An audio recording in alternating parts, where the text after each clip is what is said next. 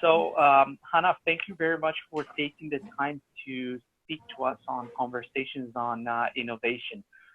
Um, it's really interesting to have you here, do this episode, do this interview. Tell us more about you and tell us more about the company that you work for, because it's a very interesting organization solving a huge problem in the world. Thank you. And yeah, thank you for speaking with me. So I am Hannah Keartland, Director of Innovation, Insight and Fundraising Portfolio Strategy at Cancer Research UK. And Cancer Research UK is the largest fundraising charity in the UK, and one of the largest funders of cancer research in the world. And we fund research into all different types of cancer. Our vision is to work together with the public, with our supporters, with researchers, with all sorts of organisations to beat cancer. And at the moment, we're really working towards shifting to a place where 3/4 of people who are diagnosed with cancer survive that cancer for more than 10 years.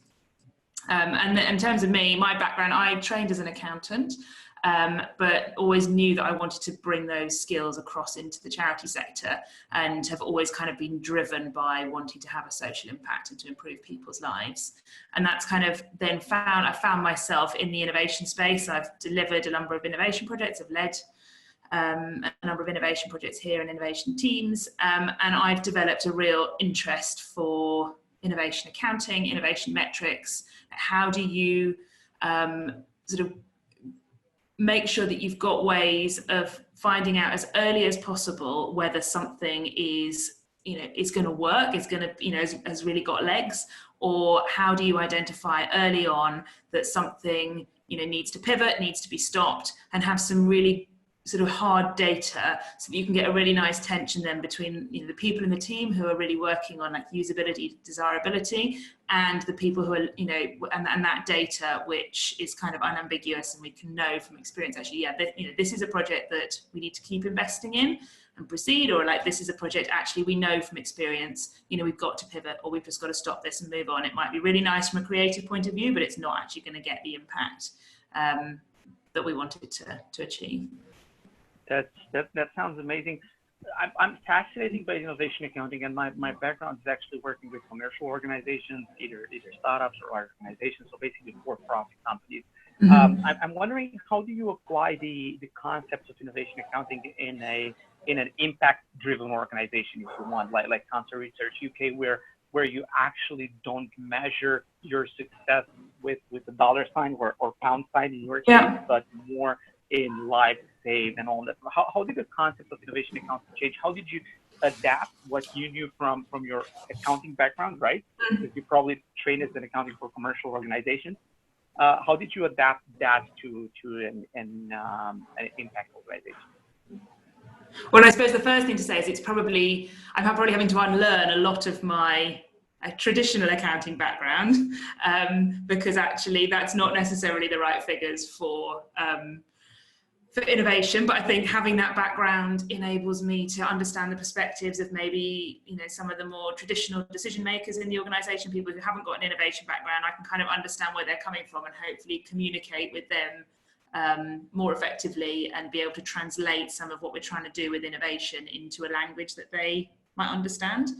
I think it's then about taking what I've learned from innovation and things like lean startup, and sort of take some of those principles around innovation accounting, innovation metrics, and how do you apply them here.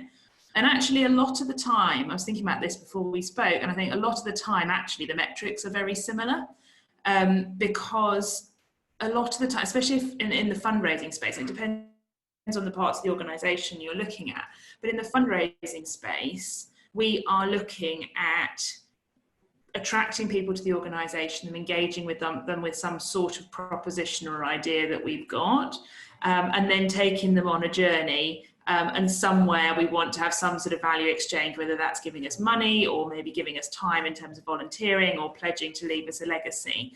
And so actually a lot of the metrics that you can use are really, really similar to what you would do if you were a commercial organisation developing a commercial product, because you're looking at attracting people, like what percentage of people are you attracting? Are you then retaining them?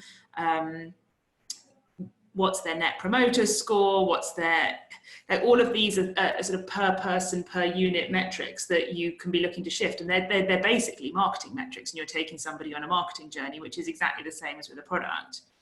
Right. So I think in the like a funnel, right? It's basically like a funnel. Yeah, and so in fundraising, funnel, but then, yeah, and in fundraising, that's essentially what you're doing. And yes, what you're selling, your proposition, is different, because the value exchange is going to be different, because actually the value that someone might get might be feeling good because they feel like they're helping someone, or if they've got a member of their family who has had cancer or has cancer, then the reason that they might be giving and the emotion that they might be engaging with is going to be different to what you would have if someone's going to go and buy a pair of shoes or book a holiday or whatever, whatever other, more commercial proposition you might be developing. But you're still fundamentally trying to get some sort of value exchange and give something that is valuable to them and take them on that journey and then retain them. I think then, I've also done innovation then in more of our sort of core purpose space. So whether that's, I've sort of led innovation teams looking at engaging people with our health and cancer information. And then I also worked on a citizen science project where we were crowdsourcing the analysis of our research data. And so those are slightly different. But if I think about the health and cancer information, in that space, in the charity outside innovation, we do a lot of work with the theory of change model. And looking at outputs, outcomes, impact, and the impact can be 20 years away in terms of actually influencing cancer outcomes, but there's some good evidence of where you've got linkages between sort of outputs and outcomes and impact. And so, for example, we might measure the increased number of people going to a doctor or going for screening. If we're doing an innovation around trying to encourage more people to, within a certain socioeconomic group, to take up bowel screening, we can look at our ability to shift those metrics and whether what we're doing is having an impact. And as we tweak it, we can see getting better uptake. And we then know that we can look at linkages between, well, if they go for screening and they, then hopefully that should lead to earlier cancer diagnosis, and we know that when cancer is diagnosed earlier, then there's a better chance of survival, and so that then links into trying to increase survival rates. And so actually you're then taking it back again to trying to take people on a journey, get them to do something, take an action, and then being able to say, well, is what we're doing impacting that? Is it impacting it in the groups of people that we're trying to engage? Because often what we're doing is around health inequalities, so that we might be looking at trying to engage people from groups that are not currently accessing our information, and where there are poorer cancer outcomes. And actually we can then, we're looking then at our ability to do that and our ability to shift those metrics. So again, you're kind of back into marketing. Got it. How do you measure it? It's very interesting. You touched on something very interesting, and I get a lot of people have this misconception of output equal outcome. Right, a lot of people use these two words as synonyms to some extent, but they're definitely not synonyms. How do you define, for example, give me an output metric that you use, for example, in your work, and an outcome metric, just for our listeners and our readers to be able to understand better the difference between output and outcome. I'll give an example of a project that my team was working on. So we were working on a project called Cancer Awareness Movement, looking to build an army of volunteers all around the country, but ideally in groups that we currently weren't engaging with, so people who were in those sorts of communities. And we then gave them some basic training. So it was like an hour's online training. And then the idea was that they would be given these missions and they would go out into their community and they would choose which mission they were going to go and do. And it would be a sort of a really small volunteering ask. So it might be about encouraging 5 of their friends and family to go and watch our bowel screening video on our website or something like that. And I suppose an output could be the number of people who sign up for that online training and want to join our movement, or it could even be the number of people who then say they're going to do a mission, but actually it only matters. The outcome is going to be that those people get their friends and family to watch this bowel screening video, and that then people who've seen that video then go on to go for their bowel screening or do their bowel screening where they might not have felt comfortable doing that if they hadn't watched the video. So you're really shifting that outcome, that someone who might have thought, oh no, this is just a bit gross, I don't really want to, I don't want to think about bowel screening, and I don't like, the idea of cancer, I'm just going to ignore this. If through these people, sharing information in their communities and saying, look, it's all right, it might feel a bit squeamish, but actually it's really important you do it, go and watch this video, it'll tell you about it, it's not as bad as you think it might be. If that then increases the uptake of bowel screening in that community, that's then an outcome. Got it. Yeah, great example. I have a question here, following up on our conversation, also an outcome. How do you deal with measuring outcomes in an organization for which the results are very much in the future, and not in the future like next quarter or next year, but pretty much 10 years down the line or 5 years down the line? How do you deal with that? And very, very interesting here, how do you deal with the impatience of some of your internal and also external stakeholders? Because some people I know from experience might get very impatient and they want to see results tomorrow. Do you ease their impatience with output metrics, saying this is the number of people that watch the video, for example, this means that in 5 years time we're going to have these results, or how do you deal with it? Yeah. I know I think it's really unpacking what I just said. Yeah. I think it's a really good question, and I don't think we've got it right yet. So I've actually just recruited somebody. We've developed a role I'm really excited about in the innovation team, which is called business model design role, and they are somebody who is going to come in and really focus on getting these metrics right, because I don't think we ever have, and I don't think we've ever really had the capability within the team to do that.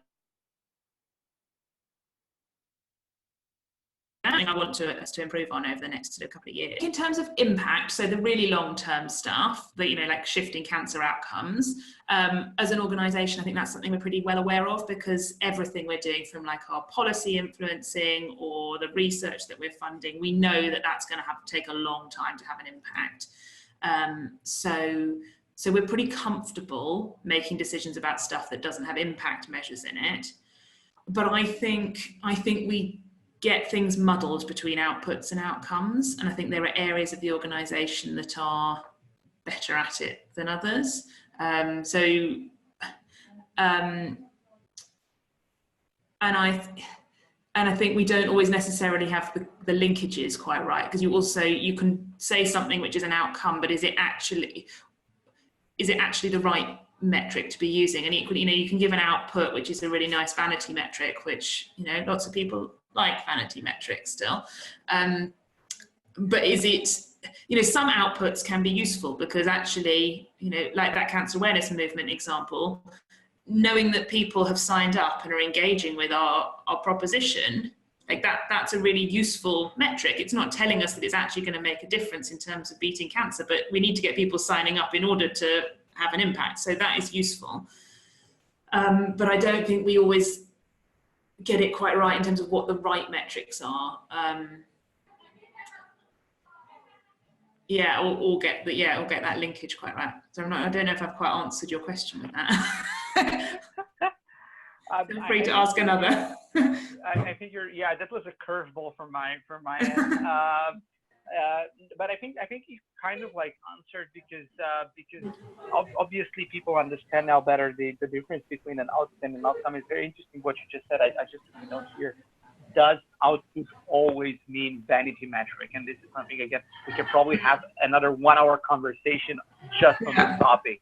And I'm sure a lot of people will, after listening to that, will probably contradict half of what we just said. But that was very interesting. Yeah, the way I'm usually seeing it, I'm seeing it as output being something very short term, whether outcome is something long term. I think the problem in most organizations, again, from my experience, having worked only in the corporate actually, is that there's a big disconnect between what people are measuring and as outcome and what they expect or measure as output.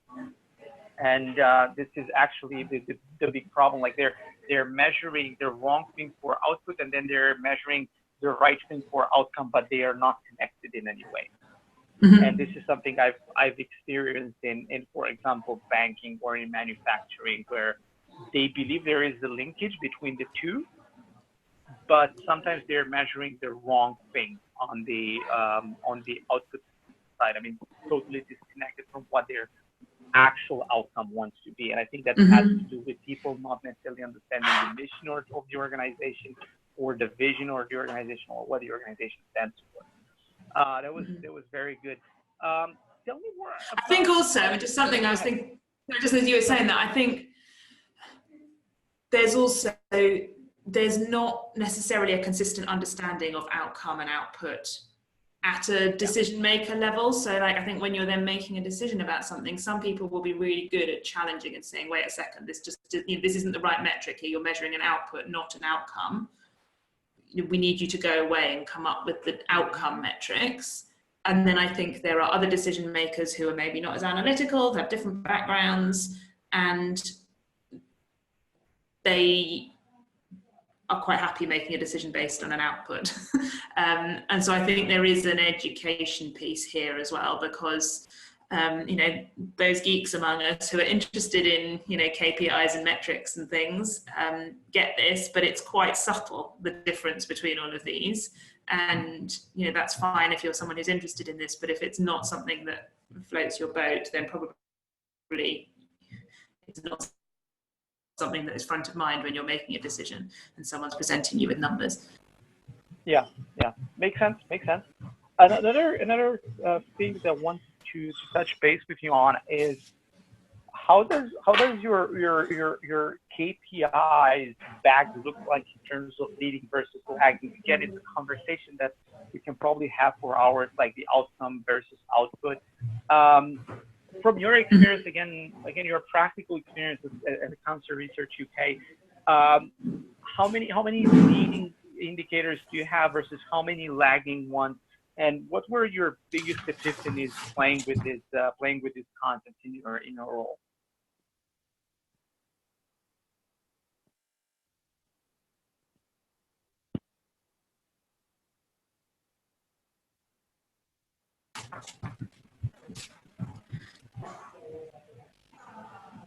Can you hear me, Dan? Yeah, I can hear. Okay. Yeah. Oh, sorry, I lost you for a moment there. No worries. I think it depends on the part of the organisation. So I think there are some areas where we're really, really good at leading indicators, but I think it's also out of necessity. So, for example, in terms of our legacy income, where someone writing, pledging to leave a legacy to Cancer Research UK in their will, they might not die for 15, 20 years. So we've got to get good at measuring leading indicators, because all of the work that we're doing now is impacting on people pledging. It's not impacting on the actual cash that's coming into the door. And so I think in that sort of space we're really good at leading indicators. I think also in terms of in the research space we can be better at that, because actually the research happening now where that's going to have an impact on cancer is going to be in years and years and years time in terms of actually impacting patients. I think also in the philanthropy space, where it's a classic funnel and pipeline.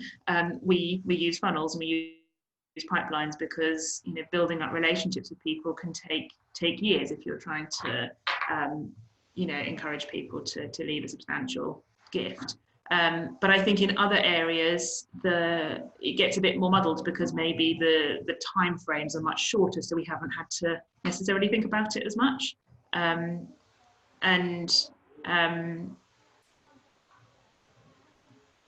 Yeah, so I think again it's something that we've not necessarily got right, but I think then as we're becoming more and more digital and using more and more digital metrics, I think that encourages you automatically to use some more leading indicators, because you start to use the digital metrics and start to operate more in that space, and we're using the sort of standard metrics that any organization would use in terms of digital, and I think that then just starts to shift what sorts of KPIs you're measuring.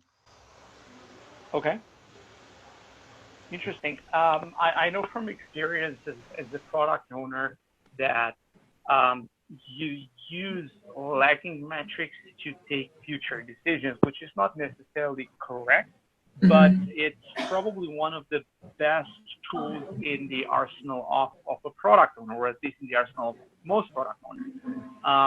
Basically, we're looking, for example, with churn, right? And having users churn, if you're running a software as a service platform or a subscription-based app, churn is basically right. Okay, the horses have left the stable, like we know that, but that's going to take us on a journey of exploring why that happened. And the results of that introspection, if you want, is going to make us take better decisions in the future. Of course, we can't do anything about the horses that just left or the users that cancel our subscription. So in my product ownership days, it was basically playing with fire and ice at the same time. You have to have a mixed bag of leading and lagging indicators. Of course, you can always say having a lot of people sign up, it's a leading indicator. But on the other hand, the fact that they signed up is lagging because they signed up yesterday. I actually don't want to open this Pandora box in this conversation, and in general, I want to stay away from this Pandora box because my approach to KPIs, and this is my advice to everybody that I'm working with, is do something that works for you and is connected to your mission and to your outcome, and leave aside the theory, leave aside all of that. If you want to call it lagging, call it lagging. If you want to call it leading, call it leading. Just make sure that it's connected to what you want to achieve as a company or as a group, and then do that. Leave the theory to the theorists, and you're a practitioner, do it for practice. In my opinion, none of my users, for example, when I was a product owner, cared whether or not I called churn a leading or a lagging or a lagging KPI. I think they care more about me doing a good product for them. Yeah. And I think same applies for your company, where donors are more interested in seeing impact from what they've donated, and the recipients again seeing the impact of your activity. So again, but it's a very interesting, I don't want to necessarily call it philosophical conversation, but it's a very interesting thought experimenting conversation. Yeah. And I suppose the reason that I think about it in the innovation space is more because I want to make sure we're not wasting money and we're not wasting time. And so it's more about saying, right, if we're working on something and we're testing that idea, how can we identify as quickly as possible whether this is going to have legs, this is going to be something that is worth continuing to invest in, and then ramp up the investment and scale it? Or is this something that's not going anywhere, and therefore let's stop the investment without investing any more in it, because people have donated money to us, and I want to find out as quickly and as cheaply as possible, the 90% of ideas that aren't going to go anywhere, let's try and identify those. How many of them can we identify within the first month or two and kill them or pivot them, rather than us kind of keeping going with something that looks like it might have potential for 3 months, 4 months, 6 months, and then only realizing later down the line, oh, actually, this isn't gonna deliver. Let's stop it now. I'd rather be able to say, right, okay, we've had one person working on this for a month. They've only spent, 100 quid because we were able to do everything ourselves, internally. And now we've got the data. Let's stop it right now. So it's kind of more about, I guess, sort of strategic deployment of innovation investment rather than sort of getting tied up in the philosophy of leading versus lag. But therefore, they probably will be. They'll probably end up being leading indicators because they're the ones that are going to tell us what's going to happen in the future. But at the beginning, you need to look at the lagged ones to do that kind of analysis of like, well, where might the problems be? Where might we want to go and dig? Where might there be a user need that we can do something about? What are the trends? All of that sort of stuff. What's your go-to KPI in your company for knowing if something is going to have lags in the future and be something successful? What's your go-to KPI? Because I'm going to tell you what's mine, but I want to hear what's yours first. Oh, I think that's a really good question. And I don't think we have one at the moment, which is why I want to focus on this and why I'm bringing in this role. My personal one, working with large organizations, usually I'm advising my clients to look at time to insight. How long did people or a team take to learn something? Because learning will result in actually them knowing if the idea is going to be successful or not. When it comes to the actual success of the team, I think every team should develop their own success indicator. Some of them might have sign-ups. Some of them might have, euros, dollars, pounds, whatever you're using. Some of them might have a certain call to action, like a click or something. But for me, to know if something is going to take off, where a team should continue investing in, is basically number of learnings per unit of time. That will be my go-to KPI. Yeah, and that's something. So as a team, we've been having quite a lot of conversations with other organizations about what should our success metrics be? And that's the one that comes up time and time again around like cadence of learning. I think it's interesting that you talk about like time to insight, because that makes it a bit more tangible than cadence of learning. I think the reason I didn't say that when you asked the question is because I think at the moment that's something that I would recognize as being important, but I don't think it would be broadly recognized across the organization as being important. And this goes back to what you just mentioned 2 minutes ago, 5 minutes ago, regarding education. Yeah. Educating the leaders, educating the peers, educating the stakeholders. Yeah, because that's a big shift. Totally. And that's why I'm starting a new book to educate more people with respect to this topic. Hannah, I want to end with some of the notes I have here on my notes. So basically, takeaways from this conversation. Great conversation, and please feel free to add to these takeaways. One of the first things we touched upon, I think it's a major takeaway. In impact-driven organizations, you're using pretty much the similar mindset as in the commercial organization, but you are adapting the KPIs for your particular context. You're using a lot of knowledge and know-how from marketing funnels in your activity. It's just that you are adapting it to your context and to your peculiarities. Again, very interesting. You mentioned that now that we're becoming a more digital organization, you're using more digital metrics, which are more leading than lagging. Whether in standard accounting, if you want, the metrics are more leaning towards the lagging side.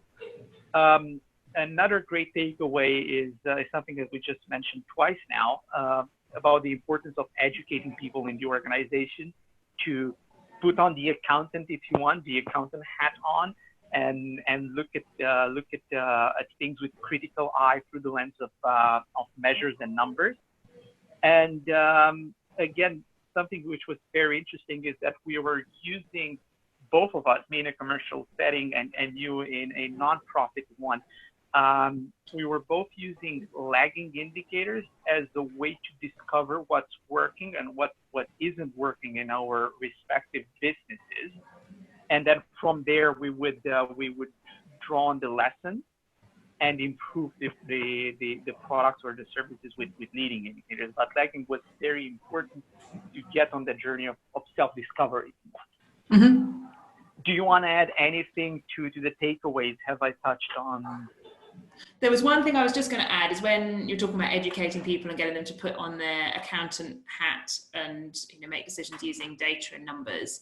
I think there's just the addition and sort of drawing on the intro chapter to your book is the fact that that data and numbers, the ones that are useful to you, aren't necessarily going to be the traditional data and numbers that people are used to using. So yes, put on your accountant hat, but also put on your innovation hat and recognize that the kind of intersection of accounting and innovation is not the same as accounting, because otherwise lots of projects are going to get killed.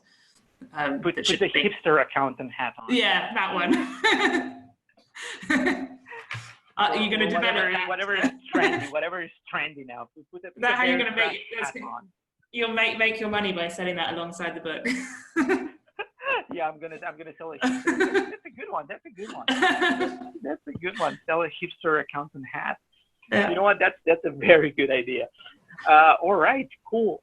So thank you very much for speaking with us. Thank you very much for agreeing to this amazing interview. Any closing words or remarks? Just that I'm really excited by what you're doing. I think it's something that's really needed and hugely valuable. So very, very excited to hear more of your podcasts and see what comes next with the book.